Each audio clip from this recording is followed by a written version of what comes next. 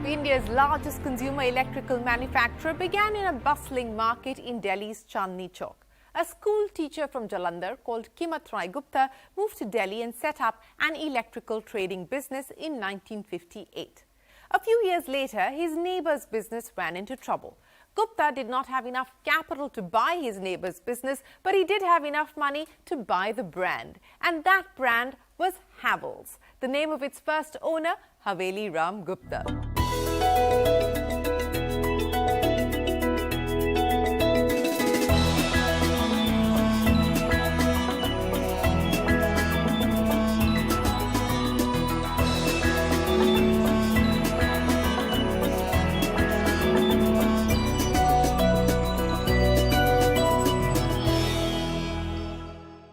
But don't be fooled by the name.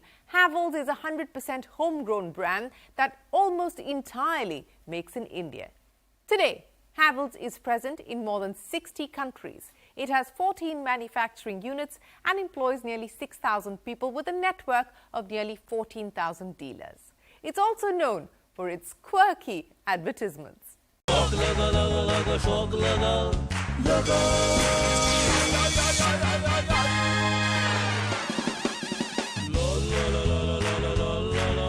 क्यों ma'am shock लगा? For totally shock-proof life, trust Havells. Fast Trip RCCB and MCB. 2 decades ago, Havells had an annual revenue of 300 crore rupees. It was a rising star in the industry and had managed to weather stiff competition from global MNCs. Today, its annual revenue touches 17,000 crore rupees. Its market capitalization has soared from 100 crore rupees in 2003 to nearly 80,000 crore rupees as of 2023. Apart from fighting competition, Havells also had to combat against consumer mindset in the early 2000s. 20 years ago, while we were having good quality products, great collaborations and excellent manufacturing facilities, Havells was still considered a B-grade player as compared to many other multinationals. That was also because of a lot of the mindset of the Indian consumers. I think what has changed in the last couple of decades is that while the focus on excellent quality manufacturing capabilities has remained, we have actually been able to reach the consumer's mindset to portray that companies like Havells can give world-class quality as well as at Indian prices.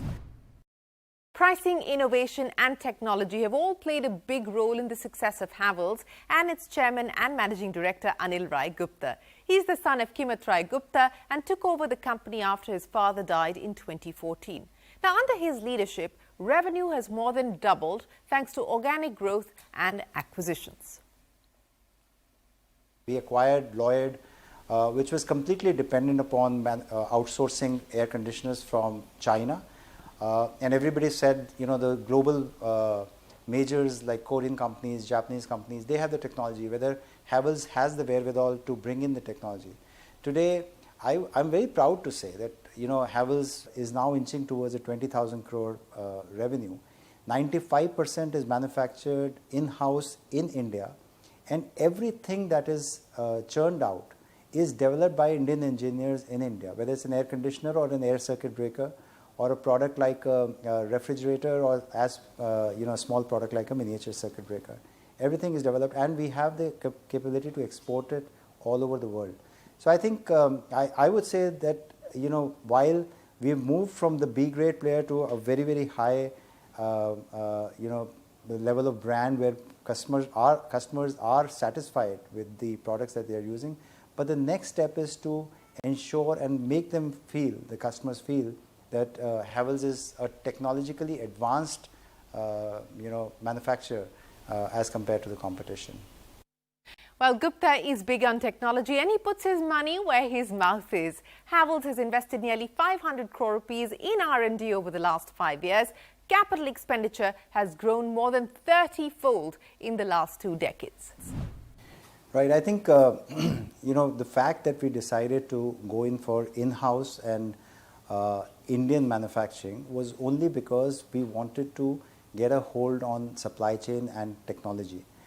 Anybody can go out to China, import a product and that will be just a Me Too product. The whole idea of taking the Havells brand from a B player to an A player was that unless and until we are able to give a different product, a much better featured product, and that required investment in R&D, that required investment in manufacturing.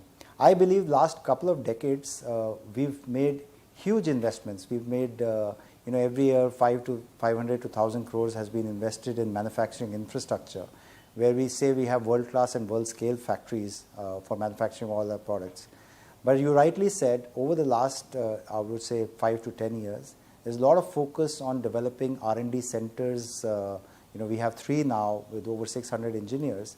And there is a lot of spend on R&D because we believe that the consumer is changing and the consumer is aspiring for products which are far more advanced and sometimes features which they are also not even aspiring for. But we believe that in the next 5 to 10 years, the world, because of IoT, internet, everything is going to change. The way they interact with the products will change. So there's a whole lot of investment. So I would say if you ask me about capital allocation, the last couple of decades was brand, manufacturing, distribution. It's now more on technology and innovation. That's where a lot of capital is being put into. In its history, Havells has taken many bold decisions, especially when it comes to M&A. In 2007, Havells made a big play. It acquired the assets of lighting company Sylvania in Europe, South America and Asia. Sylvania was bigger than Havells in size. The move was fraught with risk and danger. It was a bold step, 1.5 times the size of Havells in 50 countries as against what we were in one country, very different cultures. But we took that bold step and we said, the whole strategy was to acquire a brand and distribution outside of India as we were very strong in India. We did that, but global financial crisis happened in 2008. I still would attribute again to the entrepreneurial culture and believing in one culture in the organization that we were able to make a Havells culture in 50 countries of Sylvania. And we were the first Indian company to actually turn it around within 1.5 years. After making losses, within 1.5 years, we were profitable. And the company remained profitable till the time we exited in 2015. When Havells sold Sylvania in 2015, the stock rallied 8%. Investors liked the idea of saving the cash and ploughing it into India. The reason for exit, I would say, was actually more towards looking at those markets where we had sluggish growth, European markets, and a lot of technological change happening from the conventional lighting to LED lighting. And we believe this is the time when we can focus in India where it's very fast growing markets. We can manage this technological change much better within our confined category areas, as well as diversify into related fields. We actually used that money when we divested and made another bold move of acquiring Lloyd, which was a consumer durable play, and integrating that with Havells. So I think it's one, I would say, not only taking bold and courageous moves and being, I would say, smart about that, not reckless about that, but also identifying the mistakes or I would say the corrective actions that are required at different points of time, and the ability to actually take those decisions also, and then moving on and taking the company forward. So I would say that buying Sylvania was a bold move, selling Sylvania was a bold move. Conservatively aggressive. That is how Anil Gupta describes the global ambitions at Havells. According to him, what matters more is to generate returns for shareholders. Now, Havells has managed to return 20% on the capital it deploys consistently over the last 5 years. This is above the industry average of 15%. Well, I think at a global level, if we see ourselves, we are, I would say a conservatively aggressive organization. So we are financially conservative, yet we are very ambitious. So we owe it to the shareholders to generate returns on capital for the shareholders. So I still feel that while there is a vision, but the overall, we are driven by the fact how we are allocating our capital and whether we are able to generate returns on capital employed for the shareholder. So every business is looked at from that angle. However, we also believe that the business has certain needs, and those needs cannot be compromised because you have certain financial parameters in mind. So it has to go hand in hand, And we believe that we have been able to work out a formula that within a certain period of time at least we are able to achieve returns for the shareholders as well. But it does require, just like any startup would, it requires initial investments. That time can be 3 years, 5 years, 6 years maybe, but it does require that kind of investment.